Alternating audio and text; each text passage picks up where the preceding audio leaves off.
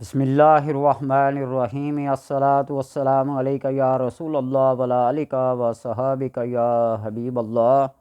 اللہم صلی علی محمد و آل محمد اللہم صلی علی محمد و آل محمد۔ آج کی اس محفل اور اس مجلس میں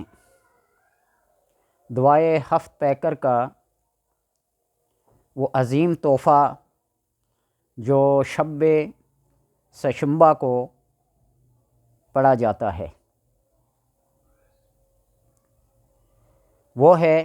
بسم اللہ الرحمن الرحیم اللہم یا معزو یا مذلو یا علیمو اللہم یا معزو یا مذلو یا عظیمو یا علیمو یا عظیمو تعظمت بالعظمت والعظمت فی عظمتک یا عظیمو والعظمت فی عظمتک یا عظیمو وَاعْلَمْ أَنَّهُ لَا إِلَٰهَ إِلَّا اللَّهُ وَاسْتَغْفِرْ لِذَنبِكَ وَلِلْمُؤْمِنِينَ وَالْمُؤْمِنَاتِ وَاللَّهُ يَعْلَمُ مُتَقَلَّبَكُمْ وَمَثْوَاكُمْ وَيَا خَيْرَ النَّاصِرِينَ۔ دعا کو ایک دفعہ پھر ملاحظہ کریں۔ بسم اللہ الرحمن اللہم یا معز یا مذل یا علیم یا عظیم تعظمت بالعظمت والعظمت فی عظمت عظمتک یا عظیم فاعلم انہ لا الہ الا اللہ واستغفر لذنبک وللمؤمنین والمؤمنات واللہ یعلم متقلبکم ومثواکم ویا خیر الناصرین۔ یہ وہ عظیم دعا ہے، عظیم سے عظیم تر۔ اللہ تبارک و تعالی جب کسی اپنے بندے پہ کرم کرتا ہے، اس کی آنکھ اگر رات کے کسی پیر میں کھل جائے، تہجد کی نماز ادا کرے اور اس کے بعد یہ والی دعا اپنے حسب توفیق پڑھ لے، اگر فرصت ہو، ٹائم ہو، دل کرے، من کرے تو 101 بار پڑھ لے، ورنہ جتنی فرصت اور جتنی ہمت اور جتنی طاقت ہو، ذوق کے ساتھ اور شوق کے ساتھ اور ایسے وجد اور ایسے کیف کے ساتھ کہ واقعی روحانیت اس پہ طاری ہو جائے، وجد اور کیف طاری ہو جائے، تو پھر اس دعا کو پڑھنے والا کبھی ناکام اور نامراد نہیں رہتا۔ فجر کی نماز سے پہلے اس کو پڑھ لے، تنہائی میں جب بھی اس کی آنکھ کھلے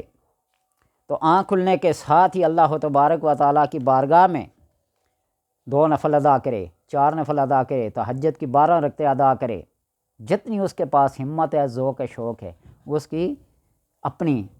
کیفیت پہ ڈیپینڈ کرتا ہے، اور اس کے بعد پھر یہ دعا پڑھے، اور یہ وہ عظیم دعا ہے یا عظیم الثناء الفاخر والعز والمجد، جس طرح پڑھے تو اللہ تبارک و تعالیٰ اس کی ہر مشکل کو، ہر مصیبت کو، ہر آفت کو، ہر حاجت کو یوں ایسے پورا فرماتا ہے کہ وہ خود حیران اور دنگ رہ جاتا ہے کہ میں نے جو کلام پڑھی ہے اس کا فائدہ اور اس کے ثمرات میری زندگی میں آنے لگے ہیں۔ بسم اللہ الرحمن الرحیم یا معزو یا مذلو یا علیمو یا عظیمو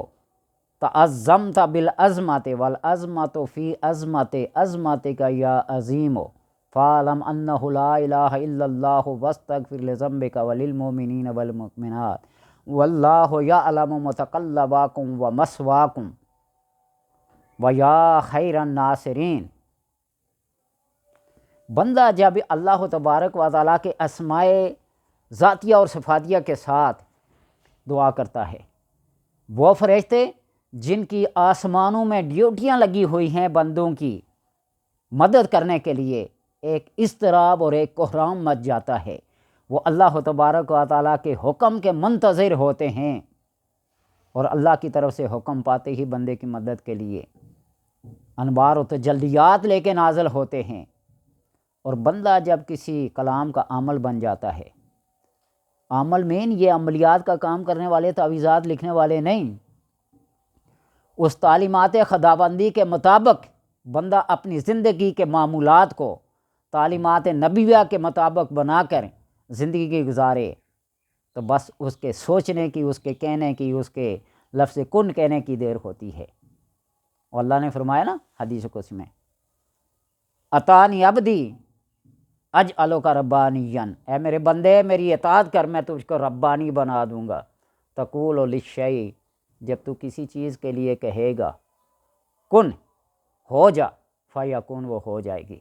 اس کے لیے وہ زبان چاہیے، وہ کیف چاہیے، وہ ذوق چاہیے، وہ شوق چاہیے، جو بندے کی اپنی طبیعت،